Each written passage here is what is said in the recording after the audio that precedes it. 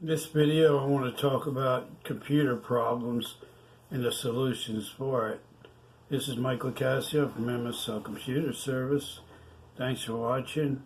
Let's get right to it. I do computer service. That's my main business, and I repair computers, sell refurbished computers that I fix up and resell.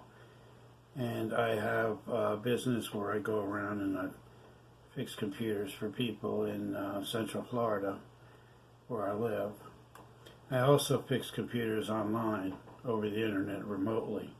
Today I want to teach you several things about fixing your computer when your computer is not working right. And there's a lot of issues that go on with the computer from day by day, and a lot of people tell me different problems they're having. Plus, I'm pretty familiar with all the different problems that your PC can have. Sometimes it doesn't want to start, doesn't want to boot up, and like the day before it was running perfect. A lot of people tell me that, hey, yesterday it was running fine, today I turned it on, the screen was black. What can I do about that? Some people tell me that the computer takes a long time to start up. Once it starts up, everything is really slow. I move the mouse around, it doesn't look like it did before. There's other things popping up on the screen. I'm getting all these messages that I never had. What do I do in that case? I want to tell you how to fix those problems too. And I call that cleaning your system. And the other problem, not startup issues, I want to tell you how to do those. A lot of times your computer doesn't start up at all, and what I do is, if it's a laptop and you're used to moving it around a lot, what I usually do is I unplug the power cord. Make sure you do that first. Take out the battery, turn the laptop upside down and have it on something soft like a towel or something so it doesn't scratch, and get a small Phillips screwdriver, and there's a couple doors underneath it. Open those doors up and you'll see 2 sticks of memory, little memory modules, and what you do is there's 2 clips on each side. You put your fingers on each side and the memory will pop out. And I do that for both of them. Take one at a time, put them back in, and then you don't have to put the cover on yet. Plug it back in, put your battery in, and then try to restart it.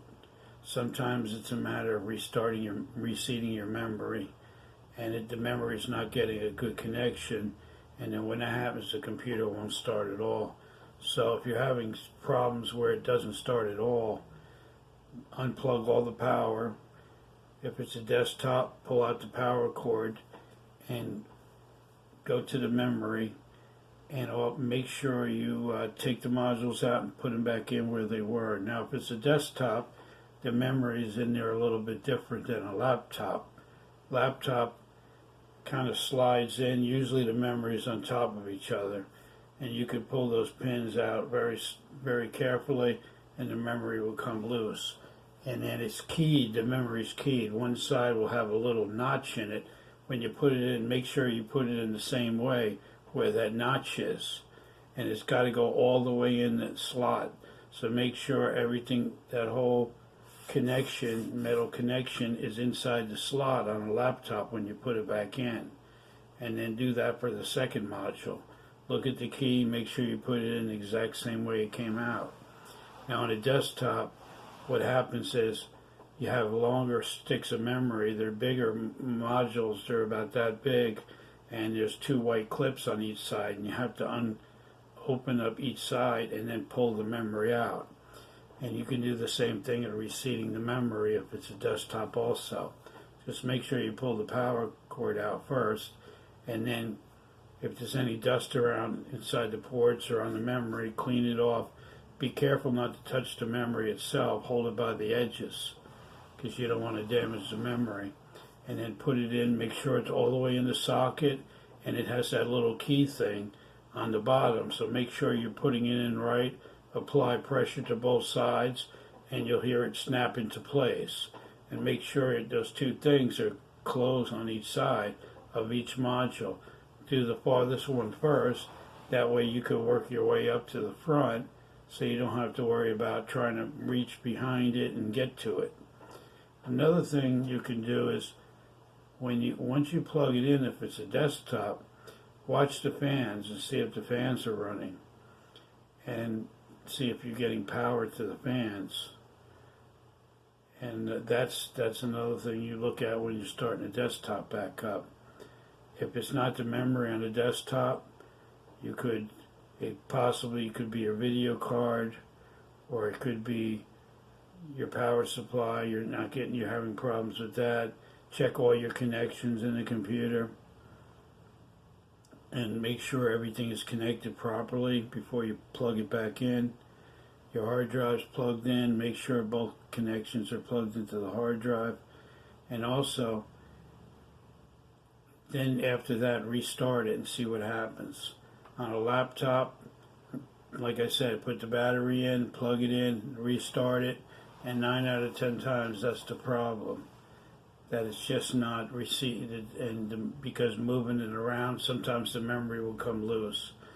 So that's a really good tip for if a computer won't start. And the second thing you'll have to do, if that doesn't solve it, is take the video card out on the desktop. And if you have a second video card, put that in and test it out. And also, when your computer doesn't start, when your computer starts up but it runs real slow and all those things are popping up on the screen, what I tell people to do is, the best thing I can tell you is to get Malwarebytes free version. It's a program you can download free on the internet, and once you download that, run that program. And then get a program called CCleaner. That's another free program. Download that and run that. And also make sure your antivirus is up to date. So go into your antivirus, and if it's not, click on it. If it's not running or you don't have one, go on the internet and type in AVAST free version. If you have Windows 10, put Windows 10 in. And then run that, update that antivirus and run that. And those are 3 really powerful tools to help the computer running good.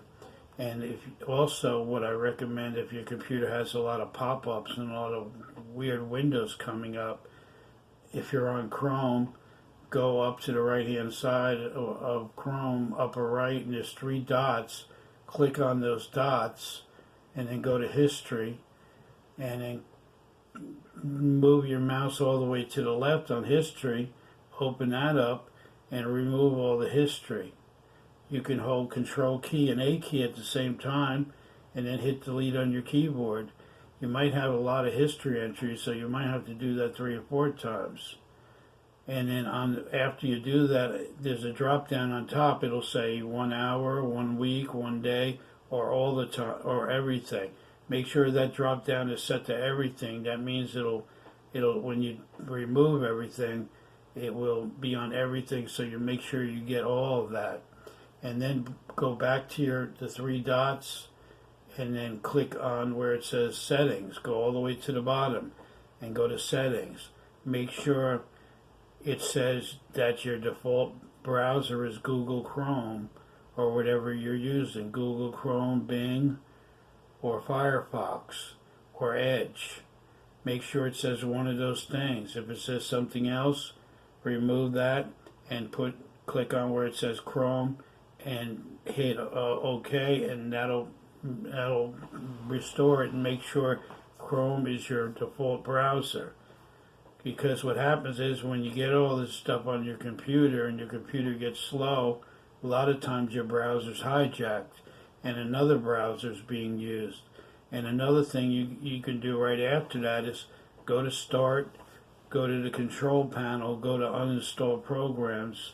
If you're on Windows 10, go to Programs and Features in the Control Panel and click on that, and that'll bring up a box with all your programs on the right-hand side.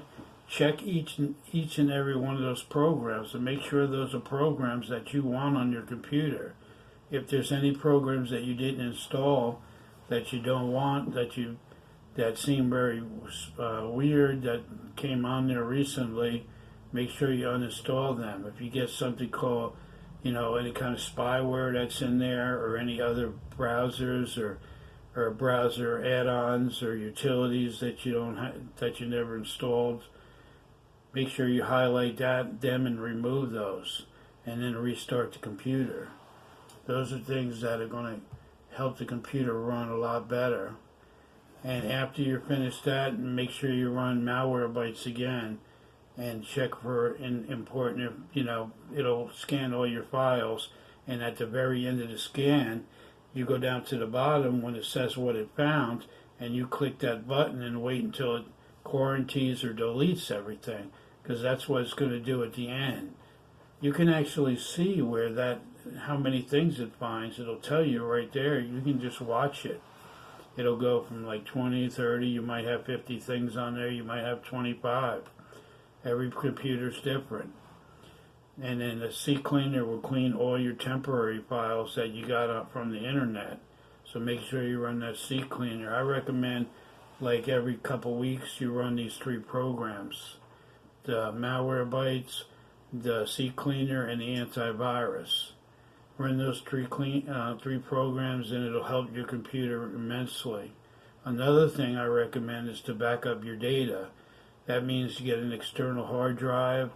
Now you can buy USB drives.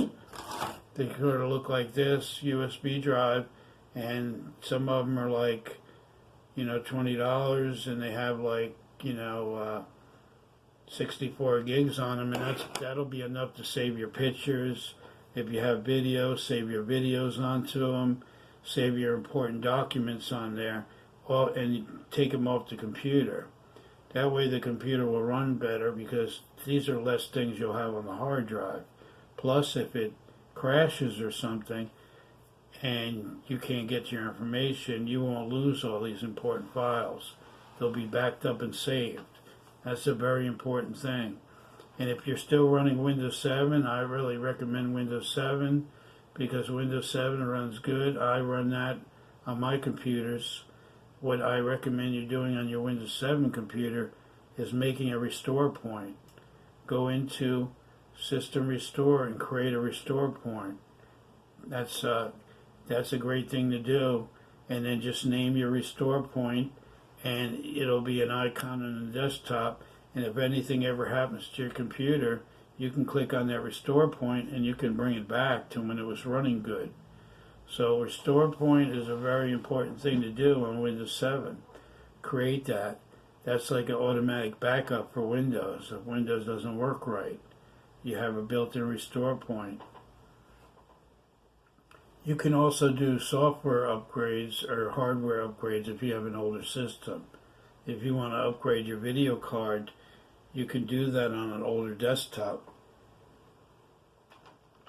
If it still performs good for you and you really like it and you don't want to replace it, excuse me, you can upgrade to a better video card, or you can install more memory. What I recommend is, if you want to add memory to your computer, first find out what you have in it first by going to System Information, and it will tell you.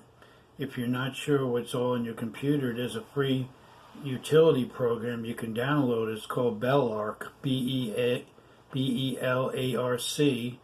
You can type in Belarc Advisory, and it's a little small program, and it's a great little program. It tells you all the software and all the hardware that's on your computer. That's a good way to find out how much memory you have. Then after you find out how much memory you have, you call up Crucial.com, you do a search for Crucial. They're the memory experts, and they have really good prices. You can find that on their phone number on the internet at Crucial.com, and tell them how much memory you have, tell them the system you have, and they'll tell you what's available to upgrade to. More memory will mean the computer will run faster. You'll have more desk room, meaning you can do a couple different tasks at the same time. Printing, surfing the internet, and doing your email at the same time. If you have enough memory, you won't get lag. Having less memory prevents you from doing too many tasks. So those are some really good tips. And if you have any tips of your own that you want to share with my channel, with the other people here in the community, please leave them down below. And, the one thing I learned in 20-something years of working on computers is that nobody knows everything. I know a lot about computers, but there's some things I don't know, and I ask people, and other people might know some things that I don't know, that I may know and they don't, and they'll ask me. We keep the lines of communication open. Nobody knows everything. So you might have a tip that will help somebody else and that they're having that problem. So put any tip you have into the comments, and also, if you haven't done yet, subscribe to my channel. I have a lot of other videos that'll give you great tips on computer repair, all kinds of different videos. Check out my videos on there, subscribe to the channel, and I will see you in the next video. Thanks for watching, I really appreciate it.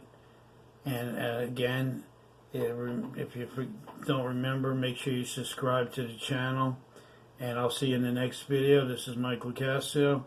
You have a great day. Thanks for watching.